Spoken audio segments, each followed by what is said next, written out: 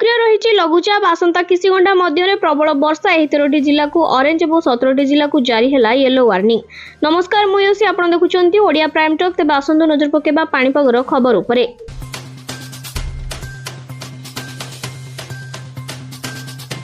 गतकाली लघुचाप क्षेत्र आज उत्तर पश्चिम बंगोपसागर पार्श्ववर्ती पश्चिमबंग तत्संलग्न उत्तर ओडिशा उपकूल अंचल में सक्रिय रही जड़ित घूर्णिबलय वायुमंडल में 7.6 किलोमीटर जाए व्यापी।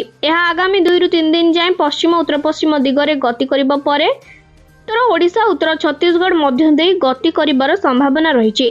अन्य पक्षरे मौसुमी निम्नचापरेखा पश्चिम भाग हिमालय पाददेश रे अवस्थान करुथिबा बेले एहा पूर्व भाग उत्तर प्रदेश गोरखपुर बाहरी देहरी रांची मध्य दे ओडिशा बालेश्वर दक्षिण पूर्व दिगरे उत्तर पश्चिम बंगोपसागर पार्श्ववर्ती पश्चिमबंग तत्संलग्न ओडिशा उपकूल अंचल में सक्रिय लघुचाप क्षेत्र केन्द्र जाए लंबी।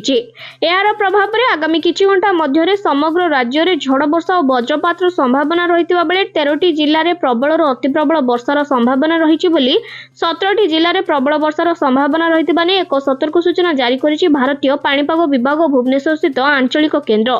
तेज जारी सतर्क सूचना अनुसार आसंता किछि घंटा मध्य अर्थात आज अपराह्न सुधा राज्य में कलाहांडी कंधमाल बलांगीर बौद्ध अनुगुल ढेंकानाल केउंझर देवगढ़ सुंदरगढ़ संबलपुर सोनपुर झारसुगुड़ा और बरगढ़ प्रभृति 13टी जिलार 1-2टी स्थान में प्रबल और अति प्रबल वर्षा 7 ରୁ 20 सेमी हेबार संभावना रही। दृष्टि रखी एही समस्त जिला को ऑरेंज वार्निंग जारी करिछि पाणीपाग विभाग। सेहीपरि एही समय मध्य बालेश्वर भद्रक जाजपुर केन्द्रापड़ा जगतसिंहपुर कटक खोर्धा नयगढ़ पुरी गंजाम गजपति रायगड़ा मालकानगिरी कोरापुट मयूरभंज ढेंकानाल और अनुगुल जिलार 1-2टी स्थान में प्रबल वर्षा 7 ରୁ 11 सेमी हेबार संभावना रही। दृष्टि रखी एही समस्त जिला को येलो वार्निंग जारी करिछि पाणीपाग विभाग। संभाव्य लघुचाप हेतु ओडिशा उपकूल समुद्र और उत्तर पश्चिम बंगोपसागर पार्श्ववर्ती पश्चिम केन्द्रीय बंगोपसागर अंचल मध्य आगामी किछि घंटा जाए झड़ पवन घंटा प्रति 40 ରୁ 50 किलोमीटर बेगर संभावना रही। तेणु समुद्र अशांत रहिबार संभावना थिबारु 24 घंटा जाए मत्स्यजीवी मानकु समुद्र मध्य को जीवाकु संपूर्ण बारण करा जायछि।